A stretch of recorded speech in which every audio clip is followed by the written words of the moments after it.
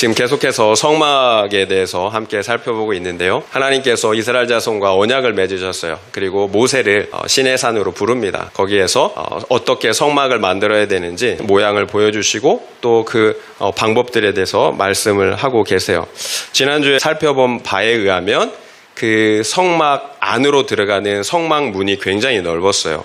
10m나 되었어요. 20규빗.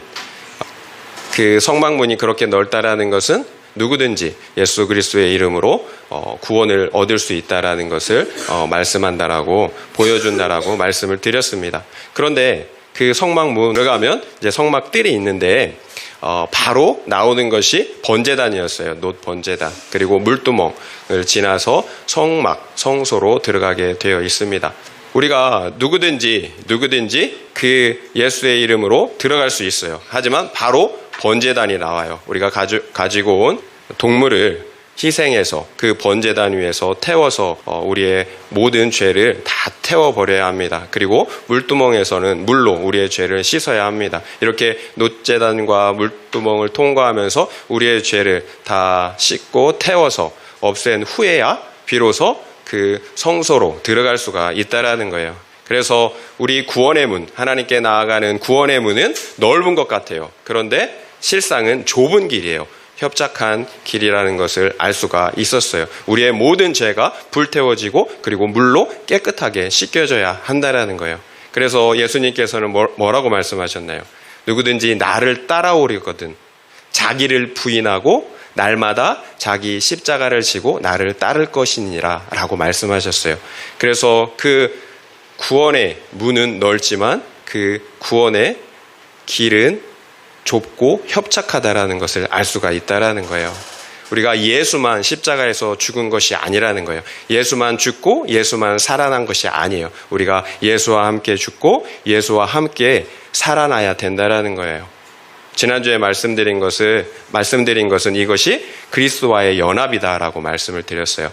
그리스도와의 연합을 통해서 그리스도와 함께 실제로 십자가에서 죽는 거예요. 그리고 그리스도와 연합해서 실제로 함께 사는 거예요. 부활에 참여하는 거예요. 이것이 신비예요. 그러니까 관념이 아니라는 거예요. 성령 안에서 그리스도와 함께 실제로 십자가에 못 박혀 죽는 거예요. 그리고 그리스도와 함께 다시 살아나는 거예요. 부활하는 거예요. 이것이 우리가 그리스도와 함께 죽고 그리스도와 함께 산다라는 의미예요. 그러니까 회개는 관념이 아닌 거예요. 회개는 관념이 아닌 거예요. 예수와 함께 실제로 내 옛 자아가 죽는 거예요. 내 죄가 번제단에서 태워지는 거예요. 그리고 날마다 그 물두멍의 물로, 말씀의 물로 우리의 죄를, 수족의 죄를 씻어내는 거예요. 이렇게 성소에 나아가는 길은 좁은 길이에요. 협착한 길이에요. 우리의 모든 죄를 날마다 회개함으로 깨끗이 씻어내므로 성령의 불로 태우고 그리고 말씀의 물로 씻어서 우리가 거룩하여질 때 비로소 성소로 들어갈 수가 있다라는 거예요. 이렇게 번제단과 물두멍은 우리가 어떻게 하나님께 나아갈 수 있는지를 보여줘요. 번제단과 물두멍을 통과해야만 성소에 들어갈 수가 있다라는 것입니다. 오늘은 지난주에 우리가 성막들, 번제단과 물두멍을 알아봤는데요. 오늘은 그 성막, 성소와 지성소를 구분하는 성막에 대해서 함께 살펴보도록 하겠습니다. 먼저 화면을 보시는 게 좋을 것 같아요. 여러분 그림을 보고 이해하는 게 좋을 것 같아요. 이것이 성막이었어요. 성막이 광야에 이렇게 설치가 되어 있는데요. 저 성막의 크기는 세로가 50m라고 말씀을 드렸어요. 그리고 가로가 25m. 그 성막문이 굉장히 크죠. 10m나 됩니다. 성막문으로 들어가면 번제단이 나와요. 이렇게 불이 붙어있는 번제단. 그리고 물두멍을 통과해서 성막에 들어가게 됩니다. 오늘은 저 성막, 저기 보이는 그 구름 기둥이 이렇게 솟아있는 그 성막에 대해서 함께 알아보려고 합니다. 다음 슬라이드 보여주실래요? 이게 성막에 대한 투시도예요. 투시도. 그 성막 안에는 성소와 지성소로 이렇게 구분이 되어 있어요. 다음 넘겨주시겠어요? 이것이 성막의 프레임이에요. 틀. 널판 48개의 널판이 사용되었어요. 48개의 널판이 이렇게 연합되고 연결되어서 저렇게 성막의 틀을 만들었어요. 그리고 그 성소 입구에는 5개의 기둥이 있었고요. 그리고 그 안에 또 4개의 기둥이 있는데요. 그 기둥들에 휘장을 달아 내렸어요. 그래서 문이에요. 성소의 문. 그리고 그 안에 있는 것은 지성소의 문입니다. 이렇게 성막은 성소와 그리고 지성소로 구분이 되었습니다. 다음 넘겨주시겠어요? 이것이 앞에 있는 것이 이제 성막, 그러니까 그 성소의 문이고요. 그리고 그 안에 있는 것이 아까 말씀드린 것처럼 지성소의 문이에요. 저것은 휘장이거든요. 천이에요. 천으로 이렇게 청색, 자색, 홍색, 그리고 가늘게 꼰 배실로 이렇게 수놓은 천이에요. 그래서 문이 엄청난 문이 아니라 그냥 천을 이렇게 잘 수놓아서 이렇게 흘러내려 놓은 그냥 커튼처럼 그렇게 되어진 문이라고 보시면 됩니다. 다음 넘겨주시겠어요? 오늘은 이제 그 성막 중에서도 그 프레임을 구성하고 있는 널판들, 그 성막이 어떻게 이제 만들어졌는지를 이제 함께 살펴보면서 은혜를 나누고자 하거든요. 저것들이 아까 그 성막에 48개의 널판이 있다고 말씀드렸잖아요. 저게 하나의 널판이에요. 저 높이가 5m 정도 돼요. 5m. 그리고 이 폭이 75cm 정도 되고요. 그 안에 조각목으로 만들었고요. 겉은 금으로 쌌어요. 그리고 밑에 보면 은받침 2개가 있죠. 각 그 널판에는 그 2개의 은받침들이 이렇게 포개져서 그걸 세우고 있어요. 그리고 저기 널판에 보면 구멍이 이렇게 4개 있죠. 구멍이 4개가 있거든요. 이 고리예요. 고리. 그 고리 사이로 이제 띠가 지나가요. 그래서 각 널판을 48개의 널판을 그 띠가 연결해 주는 거예요. 그리고 가운데 보면 저거는 실제 이제 성막을 세워놓으면 그 가운데 있는 가름대는 보이지 않아요. 그래서 이 널판들을 서로 연결해 주고 있다라는 거예요. 그 보이지 않는 가름대와 그리고 이 고리에 있는 그 띠들이 이 널판들을 서로 연합시켜 주고 있다라는 거예요. 다음 넘겨주시겠어요? 아까 이제 봤던 그 널판들이 이렇게 조합이 되면 이제 연결이 되면 저런 이제 성막이 되는 거예요. 저기 띠가 보이죠? 그 가운데 가름대는 안 보여요. 이제 그 다음 넘겨주시겠어요? 자, 그리고 이제 성막 프레임을 졌다면 그 후에 이제 덮개가 필요하잖아요. 성막의 덮개가 이렇게 4개의 막으로 이렇게 되어 있어요. 첫 번째는 청색, 자색, 홍색, 그리고 가늘게 꼰 배실로 수놓은 천사, 양장이에요. 양장. 그것을 이제 첫 번째 덮개로 덮고요. 그리고 그 다음에는 염소털로 만든 그 덮개를 덮었어요. 그리고 그 다음에는 저게 빨간 게 순양의 가죽이에요. 그러니까 순양의 가죽을 빨갛게 염색을 해서 덮은 거예요. 이게 3번째 덮개고요. 4번째 맨 위에 있는 덮개는 의 가죽이에요. 가장 튼튼한, 약한 거에서 가장 튼튼한 그 덮개로 이제 만든 거죠. 4겹의 덮개가 있는 거예요. 그러니까 성막은 야전에 쳐놓은 텐트, 큰 텐트, 야전 텐트다. 이렇게 생각해 보시면 좋을 것 같습니다. 오늘은 특별히 이제 이 성막에 대해서 그 성막을 구성하는 널판들 그리고 덮개에 대해서 좀 구체적으로 살펴보면서 은혜를 또 나누려고 합니다. 말씀드린 것처럼 성막의 뼈대는 48개의 널판이 서로 연결되어서 연합되어 있습니다. 각 널판의 넓이는 말씀드린 것처럼 75cm 정도 돼요. 그리고 높이는 5m예요. 모든 널판은 조각목으로 만들어졌고 그리고 순금으로 씌워졌습니다. 그리고 널판을 세우기 위해서는 은받침이 필요했어요. 각 널판에 나와 있는 2개의 촉을 은받침에 이렇게 끼워서 세웠어요. 그러니까 널판 하나에 은받침이 2개씩이었어요. 48개의 널판, 96개. 96개의 은받침이 이제 필요했던 거죠.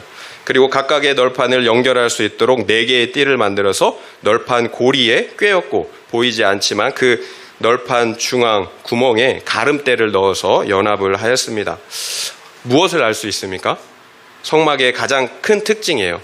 수많은 널판들이 서로 연합되어서 세워졌다라는 거예요.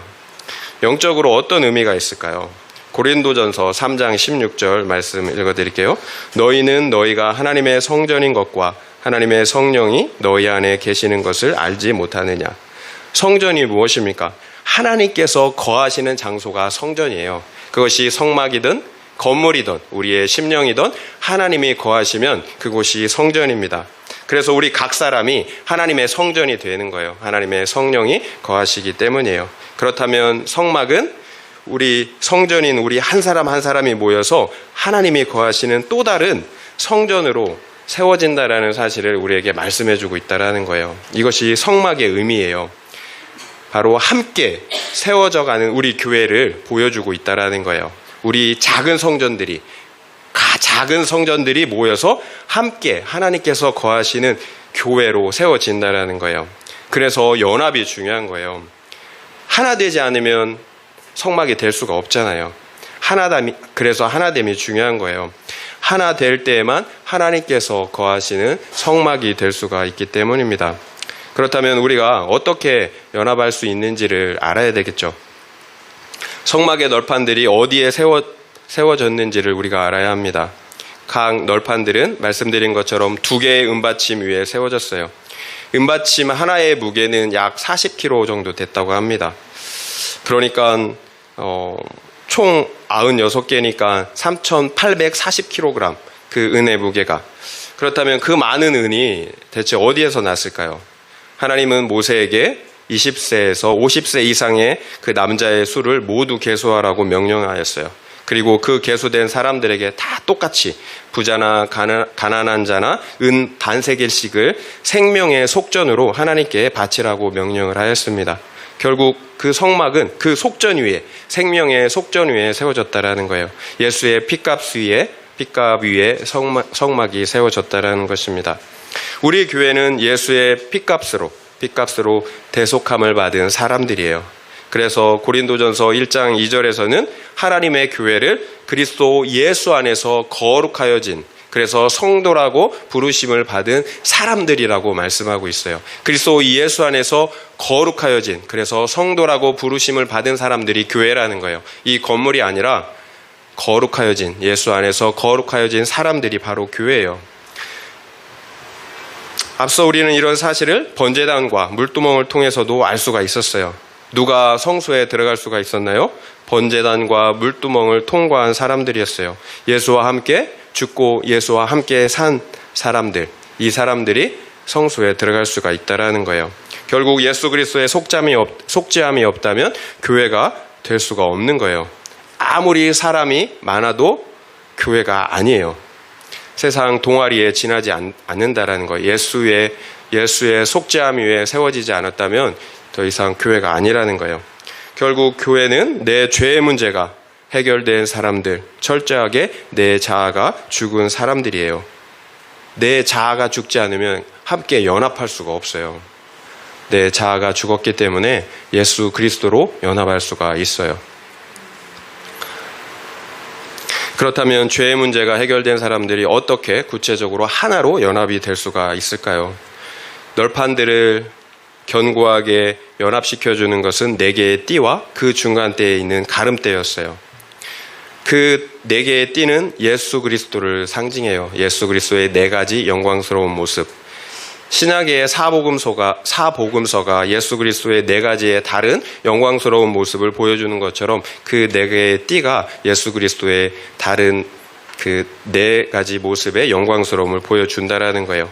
그리고 각 널판들 중간에 하나로 그 널판들을 하나로 연합시켜주는 그 중앙에 있는 보이지 않는 가늠대는 사랑을 의미해요. 사랑. 그래서 예수 그리스도의 사랑이 우리를 하나로 연합시켜 준다라는 거예요. 골로새서 3장 13절 14절 말씀을 읽어드릴게요. 누가 누구에게 불만이 있거든 서로 용납하여 피차 용서하되 주께서 너희를 용서하신 것 같이 너희도 그리하고 이 모든 것 위에 사랑을 더하라. 이는 온전하게 매는 띠니라. 서로 우리가 용서받은 것처럼 너희도 용서하고 그 위에 사랑의 띠를 더하라고 말씀하세요. 그 사랑이 우리를 온전하게 연합하는, 하나 되게 하는 띠라는 거예요. 에베소서 4장 15절 16절 말씀도 읽어드리겠습니다.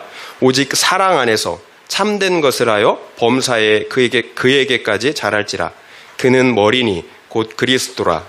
그에게서 온몸이 각 마디를 통하여 도움을 받음으로 연결되고 결합되어 각 지체의 분량대로 역사하여 그 몸을 자라게 하며 사랑 안에서 스스로 세우느니라. 사랑 안에서 그에게까지, 예수 그리스도에게까지 자라가라고 말씀하고 있어요. 예수 그리스도가 교회의 머리예요. 그 머리 된 그 교회 안에서 우리 각 지체들이 서로 어떻게 해요? 연합되어서 한 몸을 이루고 있다라는 거예요. 그래서 우리 지체의 분량대로 역사함으로 그 한 몸 머리가 그 교회의 머리이신 예수를 통해서, 그리고 우리 각자의 그 지체가 그 머리에 연합되어서 한 몸을 이룸으로 그 안에서 우리가 함께 자라간다라는 거예요. 사랑 안에서 스스로 세워간다라는 거예요. 조각목인 우리 죄인들이 함께 하나를 이루는 것은 불가능해요. 우리가 본질적으로 죄인들인데 어떻게 하나가 될 수가 있겠어요? 그 죄인들을 하나로 온전하게 묶어주는 것, 그래서 우리를 자라게 하는 것은 사랑이에요. 그런데 그 사랑은 세상의 사랑이 아니라는 거예요. 윤리 도덕적 사랑이 아니라는 거예요. 윤리 도덕적 사랑으로는 결코 하나가 될 수가 없어요. 우리 인간에게 그런 사랑이 없기 때문이에요. 그래서 우리가 조금만 손해를 보고 희생을 해도 온갖 생색과 시기와 질투가 올라오게 되는 거예요. 결국 우리를 하나로 묶어주는 사랑은 그리스도의 사랑이에요. 그리스도의 사랑, 십자가의 사랑. 그리스도 안에서 우리를 사랑하신, 무조건적으로 용납하여 주시고 용서하여 주시고 사랑해 주신 하나님의 사랑이라는 거예요. 그 사랑이 성령을 통해서 우리에게 부어지는 거예요. 하나님께서 우리에게, 속죄를 이룬 사람들에게 하나님께서 그 사랑을 부어주신다라는 거예요. 그 사랑으로 하나가 될 수가 있는 거예요. 우리 사랑이 아니에요. 하나님의 사랑이에요. 성령을 통해서 우리에게 부어주시는 그 하나님의 사랑이 우리를 하나 되게 해주신다라는 거예요. 그렇다고 그 사랑이 맹목적인 사랑은 아니에요. 오히려 지식 없는 사랑은 상대방을 죽여요. 하나님의 사랑은 진리 안에서의 사랑이에요. 말씀 안에서의 사랑이에요. 모든 사람들은 각자 자신만의 기준을 가지고 살아가요. 그렇다면 그 수많은 자기 주장, 그 옳고 그름의 기준을 가지고 어떻게 하나가 될 수가 있겠어요? 그래서 교회는 하나의 절대적인 기준을 가져야 하는 거예요. 바로 예수의 기준, 말씀의 기준입니다. 그래서 내가 죽고 예수로 살아야 되는 거예요. 그래야 나의 옳고 그름의 그 기준을 내려놓고 예수의 기준, 말씀의 기준을 가질 수가 있기 때문입니다. 결국 교회는 내 옳고 그름의 기준이 아니라 말씀의 기준, 구속사의 기준을 가지고 있는 사람들이에요. 그리고 그 말씀의 기준을 가지고 서로 용서하고 사랑하는 사람들이에요. 우리가 사랑할 때 항상 영혼 구원의 관점을 가지고 있어야 돼요. 영혼 구원의 관점. 주님은 말씀하셨어요. 살리는 것은 영이니 육은 무익하니라. 육이 아예 무익하다라는 의미가 아니에요. 무엇이 본질적으로 더 중요하느냐라는 거예요. 영혼 구원보다 더 중요한 것은 없어요. 영혼을 위한 사랑보다 더 큰 사랑은 없다라는 거예요. 그래서 우리가 무엇을 판단할 때 모든 것을 영혼 구원의 관점으로 우리가 판단을 해야 되는 거예요. 왜 하나 되는 것이 그렇게 중요할까요? 말씀드린 것처럼 하나 될 때에만 하나님께서 거하시는 교회, 성전이 될 수가 있기 때문입니다. 하나님이 계시지 않는다면 아무리 화려해도 말씀드린 것처럼 세속 건물, 세속 모임에 지나지 않는다라는 거예요. 그래서 우리가 그 사랑 안에서 반드시 하나가 돼야 되는 것입니다. 김용희 선교사님께서 설교 중에 이런 말씀을 하셨습니다.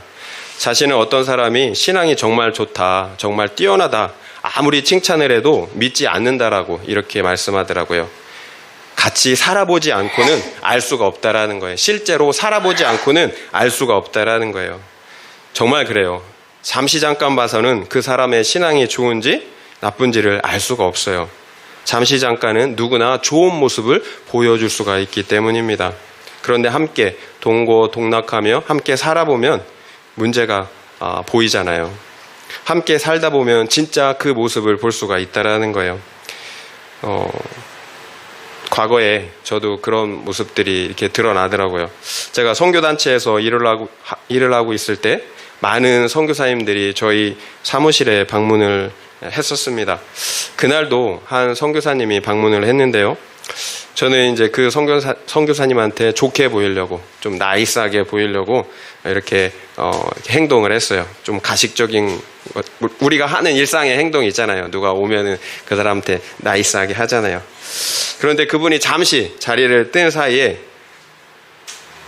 무엇 때문인지는 잘 모르겠어요. 어떤 나를 자극하는 무엇이 있었어요. 그래서 아이씨 이렇게 좀 승질을 냈던 것 같아요. 짜증을 냈던 기억이 나요. 근데 그분이 몰랐는데 이게 옆에 있더라고요. 그래서 좀 창피하더라고요. 창피하고 이렇게 좀 그게 계속 기억에 남아요. 저의 이중적인 모습인 거죠. 실제의 모습보다 잘 보이려고 가식적으로 제가 행동을 한다라는 거예요. 이렇게 우리의 신앙과 영성은 함께 살아갈 때 다 드러나게 되어 있어요. 여러분이 저를 어떻게 보실지 모르겠어요. 좋게 보실지도 모르겠지만 저희 안에는 저를 다 안다라는 거예요. 저희 안에는 저의 그런 모습들, 여러분이 모르는 모습들까지 다 안다라는 거예요. 결국 진짜 영성은 함께 사는 거예요. 함께 사는 거. 그래서 영성은 관계예요. 관계. 하나님과의 관계. 첫 번째는 하나님과의 관계, 그리고 두 번째는 다른 사람들과의 관계. 이게 진짜 영성이에요. 관계가 좋지 않은 사람은 좋은 신앙이 아니라는 거예요. 하나님과의 관계가 좋은 사람은 다른 사람과의 관계도 좋습니다. 적용 질문을 드려볼게요. 나는 하나님과 좋은 관계를 맺고 있습니까? 그리고 가족과 그리고 다른 동료들과도 좋은 관계를 맺고 있습니까? 한번 생각해 보시기 바랍니다. 나는 하나님과 좋은 관계를 맺고 있습니까? 그리고 가족과 다른 동료들과도 좋은 관계를 맺고 계십니까? 한번 생각해 보시기 바랍니다. 우리가 사실은 손해를 보지 않으려면 하나가 될 수가 없어요. 사랑은 손해를 보고 희생을 하는 거잖아요. 내 것을 내어줄 때 하나가 될 수가 있어요. 그래야 상대방도 자신의 것을 내어놓는단 말이에요. 그렇다면 누가 나를 내어줄 수가 있을까요? 내 죄를 보는 사람이에요. 내 죄를 인정하는 사람이에요. 널판에 속은 조각목, 아카시아 나무로 만들었습니다. 지난번에도 말씀드렸지만 조각목은 땔감으로나 쓸 수 있는 그런 나무이지 목재로 쓰기에는 부적합한 나무예요. 광야에서도 발에 치이는 그런 흔하디 흔한 그런 나무라는 거예요. 귀한 나무가 절대 아니에요. 그러나 그런 가치 없는 나무를 온통 금으로 쌌어요. 이것이 우리의 정체성이라는 거예요. 조각목같이 쓸데없는 우리를 금보다 더 귀한 예수 그리스도로 우리를 덮어주셨다라는 거예요. 그래서 제가 여러 번 말씀드렸듯이 우리의 분수를 잘 알아야 된다라는 거예요. 우리는 용서받은 죄인이에요. 조각목이에요. 본질적으로 죄인이라는 거예요. 그런 우리를 의인으로 여겨주신다라는 거예요. 우리가 여기 있는 이유는 오직 예수 그리스도의 십자가 공로 때문입니다. 1%도 내 공로 의로움이 없어요. 그래서 우리가 항상 겸손해야 하는 거예요. 그런데 우리는 왜 자꾸 그 사실을 잊고 사는지 모르겠어요. 왜 자꾸 다른 사람을 비하하고 업신여기고 판단하고 정죄하는지 모르겠다라는 거예요. 내 안에 있는 조각목을 보지 못하기 때문이에요. 내 안에 있는 조각목. 내 죄를, 용서받은 죄를 보지 못하기 때문이에요. 나는 여기저기 굴러다니다가 썩어 없어질 조각목에 불과했다라는 거예요. 그런 나를 하나님께서 썩지 않는 금으로 예수의 의로움으로 그 영광으로 덧입혀 주셨다라는 것입니다.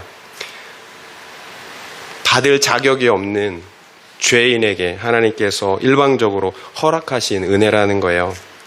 그렇습니다. 용서받은 죄인이라는 사실을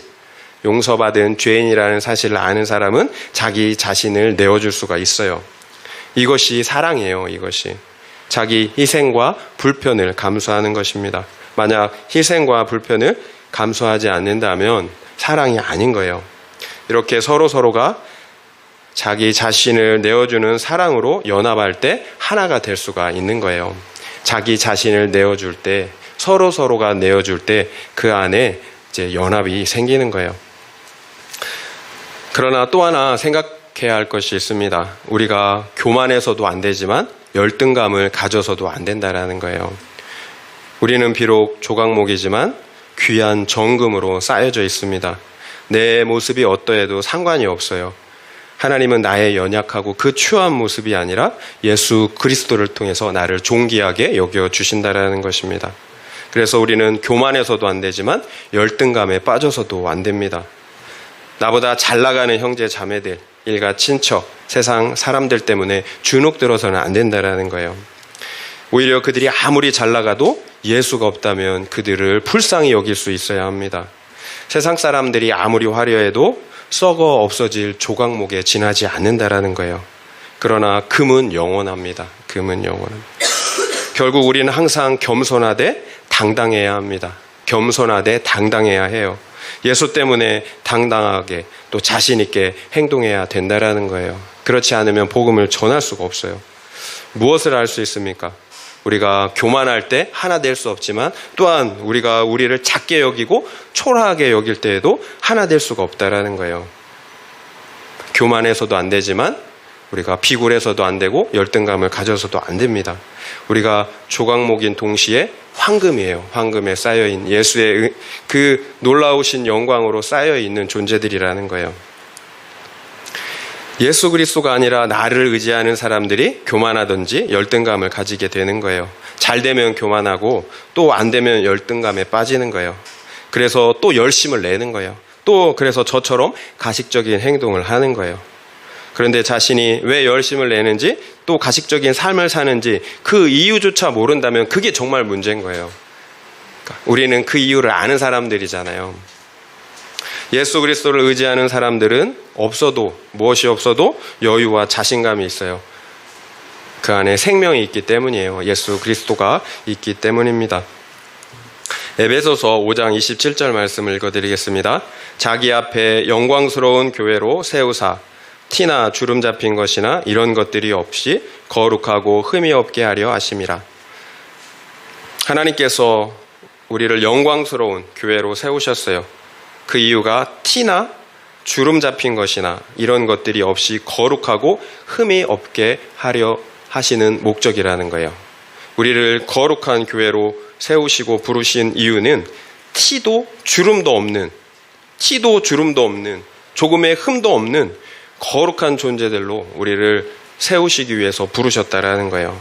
이것이 하나님께서 우리를 교회로 부르신 이유입니다. 거룩이에요. 우리 인생의 목적이 행복이 아니라 거룩이다. 여러분은 이 말에 동의가 되십니까? 우리가 추구하는 행복은 이 세상의 행복, 육적인 행복이에요.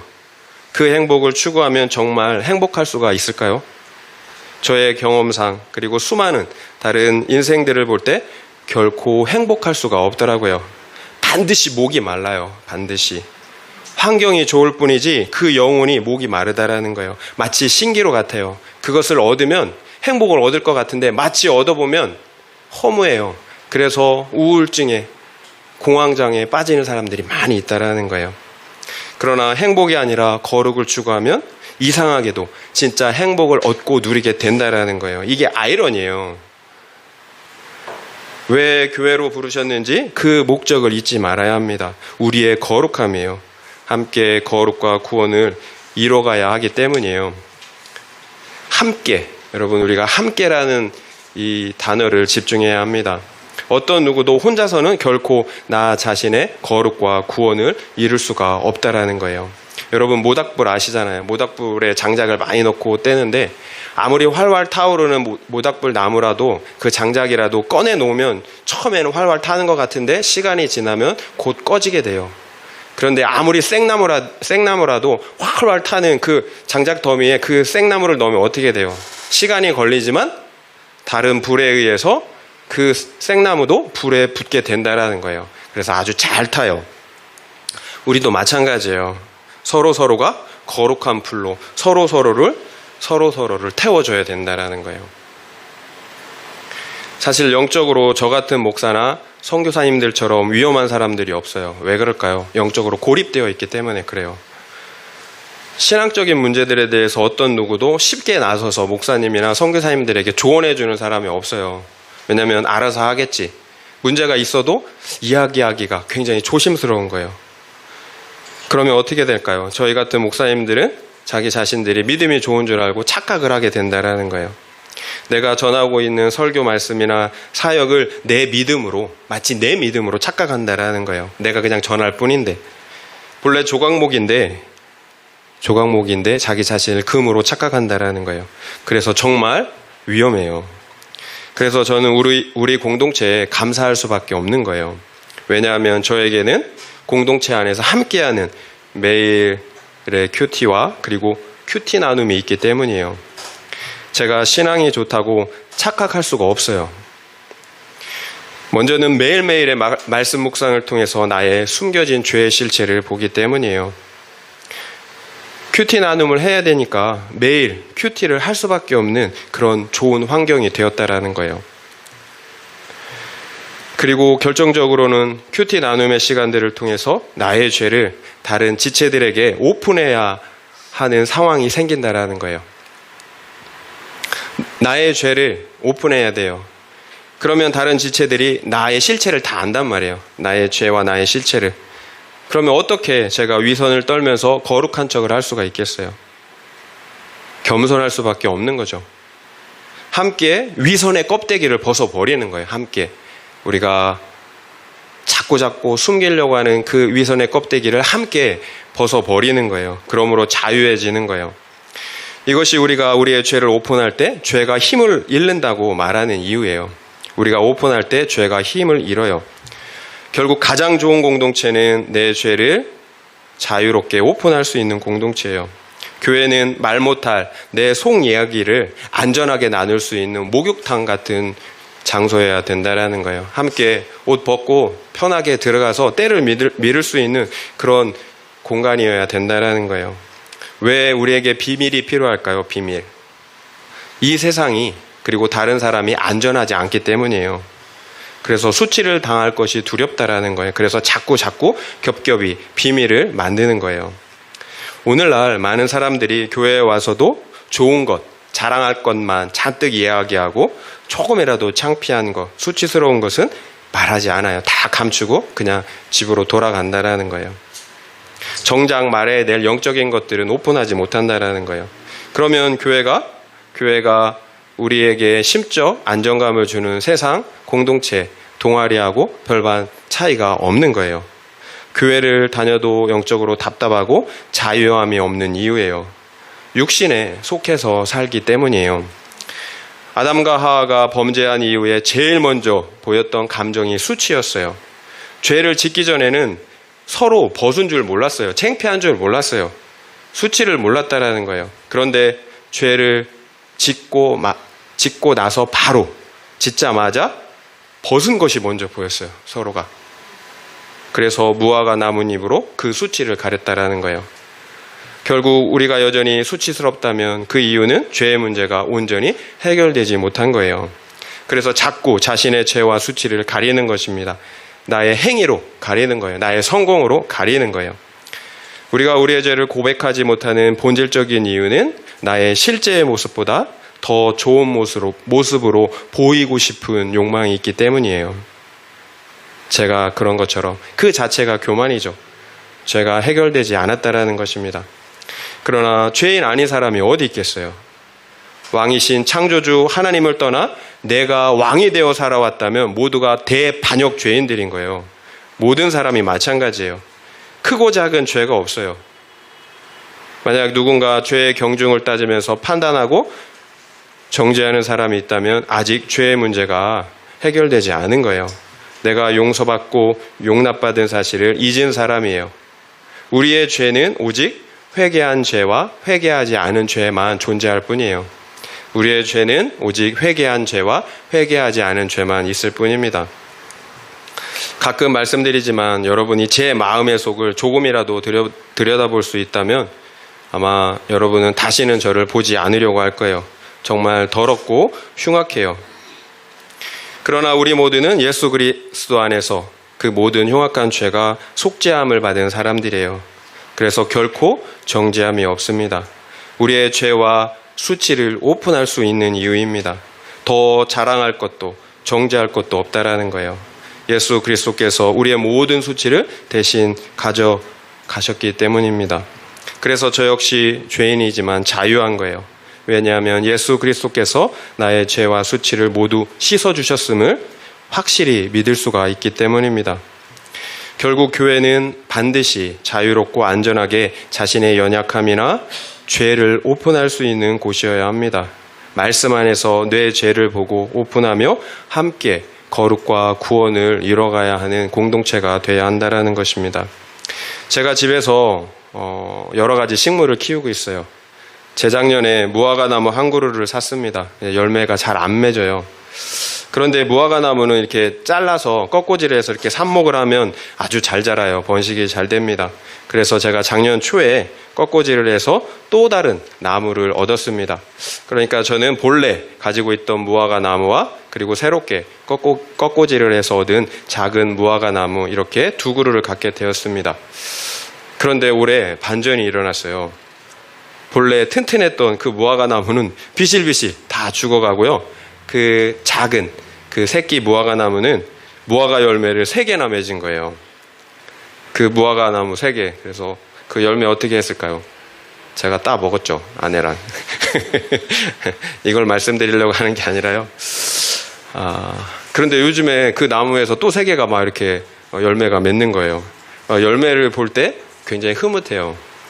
하나님도 그러실 것 같죠? 이렇게, 그렇다면 어떻게 이런 반전이 일어난 것일까요? 다른 이유가 없어요. 제가 의도하지 않았지만 어미 무화과 나무는 햇빛이 잘 들지 않는, 그러니까 안 좋은 환경에 둔 거예요. 그러니까 제가 의도한 것은 아니에요. 그냥 놓고 보니까 그렇게 된 거예요. 그런데 그 새끼 무화과 나무는 아주 햇빛이 잘 드는 곳에 제가 두었어요. 그러니까 다른 이유가 없어요. 그냥 환경의 차이였어요. 어느 곳에 두었느냐.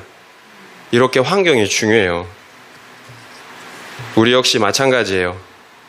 수십 년간 신앙생활을 했어도 사랑과 거룩의 열매를 맺지 못하는 사람들이 많아요. 반면에 겨우 3개월, 6개월, 1년밖에 신앙생활을 하지 않았음에도 사랑과 거룩의 열매를 주렁주렁 맺고 있는 사람들이 있다라는 거예요. 결국 환경에 장사가 없는 거예요. 환경에. 반드시 좋은 환경, 말씀의 공동체 안에 있어야 된다라는 거예요. 우리의 영혼의 건강보다 더 중요한 것, 영혼의 생명보다 더 중요한 게 어디 있겠어요? 주인은 열매를 원해요. 주인은 열매를, 그리고 열매를 기뻐합니다. 적용 질문을 드리겠습니다. 내 영혼을 위한 영적 환경은 어떻습니까? 구속사의 말씀을 묵상하고 나누는 환경입니까? 아니면 세상, 기복과 성공을 묵상하고 나누는 환경입니까? 한번 생각해 보시기 바랍니다. 내 영혼을 위한 영적 환경은 어떻습니까? 구속사의 말씀을 묵상하고 나누는 환경입니까? 아니면 세상 기복과 성공을 묵상하고 나누는 환경입니까? 널판으로 연합된 성소는 4개의 다른 종류의 성막으로 만들어 덮었습니다. 아까 그림을 본 것처럼 각각 다른 4종류의 성막을 덮었어요. 말씀드렸듯이 그 4가지 다른 종류의 그 성막은 예수 그리스도를 의미합니다. 제일 안쪽에 천사를 수놓아 만든 휘장은 예수 그리스도의 신성을 의미해요. 그리고 맨 4번째 바깥쪽에 있는 거칠고 튼튼한 해달가죽은 그리스도의 인성을 의미합니다. 그리고 그 안에 있는 하얀 털, 2번째 그 막인 하얀 염소털은 예수 그리스도의 정결과 거룩을 의미해요. 그리고 3번째 붉게 물든 순양의 가죽은 그리스도의 속죄를 의미합니다. 이렇게 그리스도 예수가 그 성막을 덮고 있는 거예요. 무엇을 알 수 있습니까?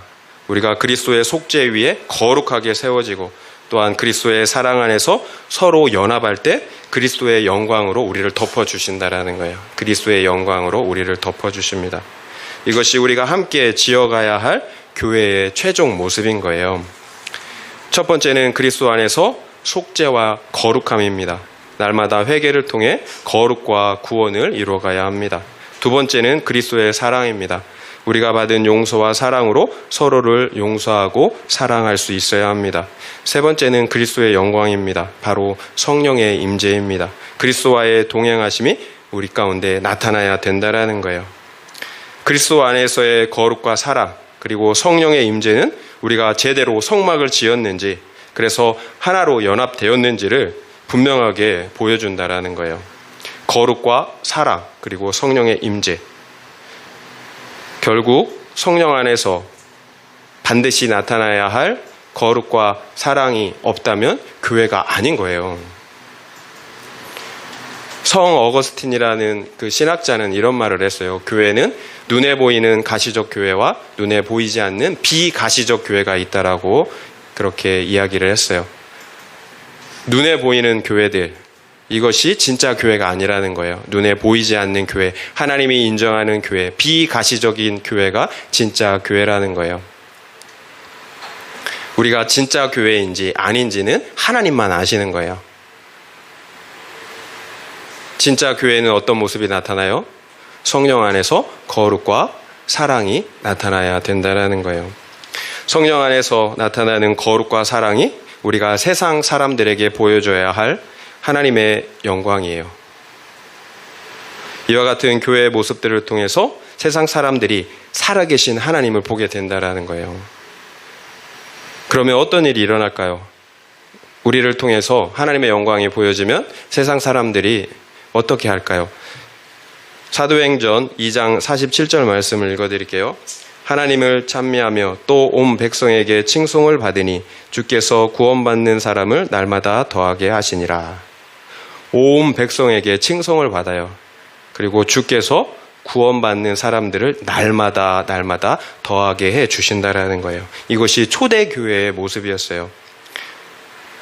거룩과 사랑이 나타날 때 온 백성들로부터, 세상 사람들로부터 칭송을 받게 된다라는 거예요. 그러자 주께서 날마다 구원받는 자들을 더해 주셨다라는 거예요. 왜 오늘날 교회가 욕을 먹을까요? 왜 전도가 안 될까요? 중요한 것은 열심을 내는 것이 아니에요. 내가 거룩한 성전으로 지어져 가는 거예요. 어떤 존재가 되면 그 존재에 맞는 행동을 하게 되어 있어요. 존재가 되지도 않았는데 행동을 하려니까 안 되는 거예요. 존재가 되는 게 먼저라는 거예요. 비잉이 먼저지 두잉이 절대 먼저가 아니에요. 우리가 거룩한 성전이 되면 그에 맞는 합당한 두잉, 열매를 맺게 된다라는 거예요. 계속 말씀드리지만 더러운 걸레는 열심히 일하면 일할수록 더 더럽게 만들어요. 그래서 첫째도 거룩, 둘째도 거룩, 셋째도 거룩이에요. 그래서 나은 사람이 날마다 거룩과 구원을 이뤄간다라는 게 그래서 중요한 거예요. 하나님이 거하시는 거룩한 성전으로 날마다 말씀의 성전을 우리가 지어가는 게 그렇게 중요한 거예요. 우리 각 사람들은 하나의 널판이에요. 그러면서 동시에 성전이에요. 이 널판들이 서로 연결이 될 때 하나님께서 영광 받으시고 그 안에서 함께 하실 수 있는, 그 안에서 거하실 수 있는 거룩한 교회, 성전이 될 수가 있다라는 거예요. 우리가 거룩한 널판이 되면 성령께서 우리를 하나 되게 해주세요. 연합시켜 주신다라는 거예요. 그러므로 그리스도 예수의 장성한 분량까지 우리가 서로 연합하여서 그 장성한 분량까지 우리를 자라가게 해 주신다라는 거예요. 은혜로 되는 거지 우리 힘으로 되는 거 아니거든요. 그래서 우리가 날마다 거룩과 구원을 이뤄가면 하나님께서 우리를 통해서 그와 같은 놀라운 은혜를 허락해 주신다라는 거예요. 우리가 세상 사람들에게 보여줘야 될 하나님의 영광이 바로 이런 모습이에요. 예수 그리스도의 모습을 닮아가는 거예요. 우리가 예수 그리스도의 형상을 닮아가는 거예요. 하나님의 형상을 회복하는 거예요. 그래야 할 때 세상 사람들은 우리를 통해서 하나님께 영광을 올려드립니다. 이런 은혜가 우리 모두에게 있기를 예수님의 이름으로 축원드립니다.